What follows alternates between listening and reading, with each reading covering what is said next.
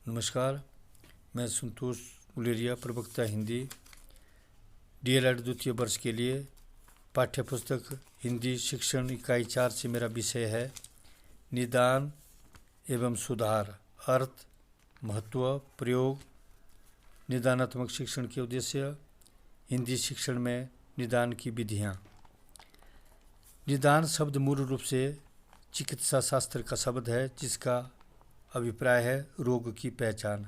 जिस प्रकार रोग की पहचान में किसी प्रकार की कमी रहने पर रोगी स्वस्थ नहीं हो पाता, ठीक उसी प्रकार शिक्षक किसी छात्र की शैक्षिक कमजोरी की ठीक से पहचान न होने पर, शिक्षक के लगातार प्रयास करने पर छात्रों के उपलब्धि स्तर में अपेक्षाकृत सुधार नहीं हो पाता।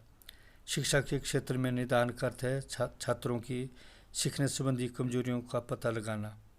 छात्र की प्रत्येक कठिनाई का सामान्य परीक्षण एवं अवलोकन करके पता नहीं लगाया जा सकता। यह कार्य निदानात्मक परीक्षण से ही संभव है। अब मैं बात करता हूँ निदान शिक्षण का महत्व। तो जो पहला बिंदु है इसमें, वो किसी विशिष्ट विषय में छात्रों की उपलब्धि की कमी का पता लगाना। दूसरा जो बिंदु है, छात्रों की विषयगत कमजोरी के कारणों का पता लगाना। और तीसरा, अध्ययन अध्यापन प्रक्रिया में सुधार कर लाना। अब इसके प्रयोग की बात करते हैं। शिक्षक छात्रों द्वारा की गई त्रुटियों का गहनता से विश्लेषण करते हैं। निदानात्मक शिक्षण की प्रक्रिया के अंतर्गत सर्वप्रथम शिक्षण अधिगम के मूल्यांकन द्वारा विद्यार्थियों की उपलब्धियों की समीक्षा की जाती है। कारण जानने के उपरांत समस्या के निवारण की नीति निर्धारित की जाती है। अब बात करते हैं निदानात्मक शिक्षण के उद्देश्यों की। निदानात्मक परीक्षणों का उद्देश्य विशिष्ट विषय वस्तु अधिगम इकाई में प्राप्त गुणों के आधार पर बालक के शैक्षिक विकास के सुधार हेतु समुचित परामर्श देना है।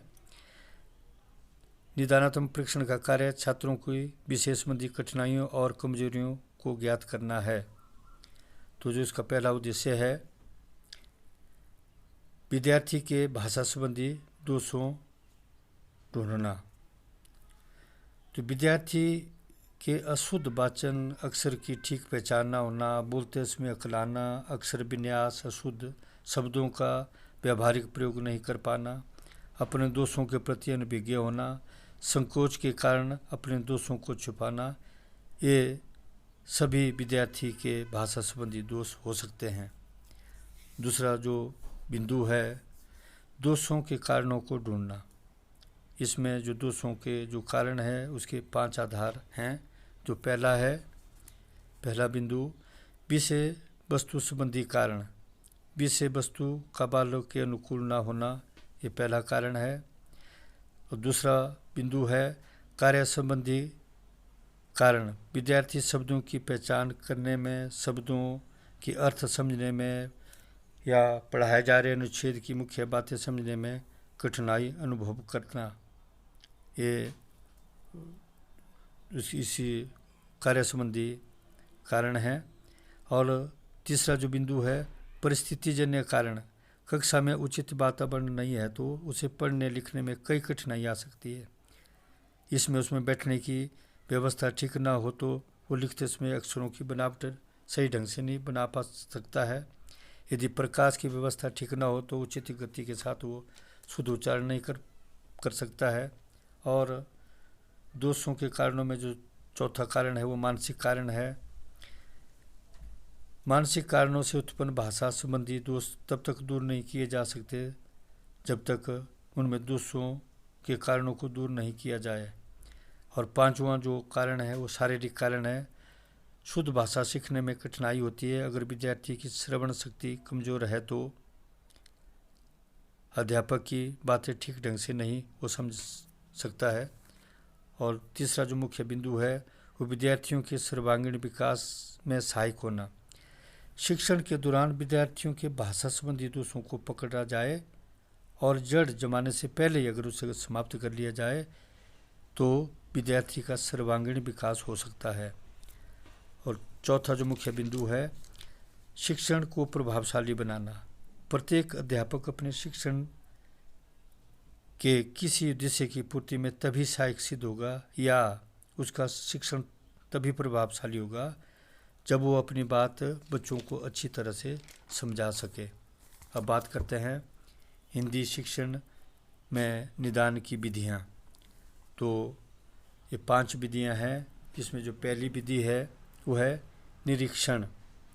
कक्षा में बच्चे जो अशुद्धियाँ करते हैं, चाहे वाचन कार्य से हो, लिखित कार्य से हो, को हम निरीक्षण विधि द्वारा तत्काल ढूंढ सकते हैं।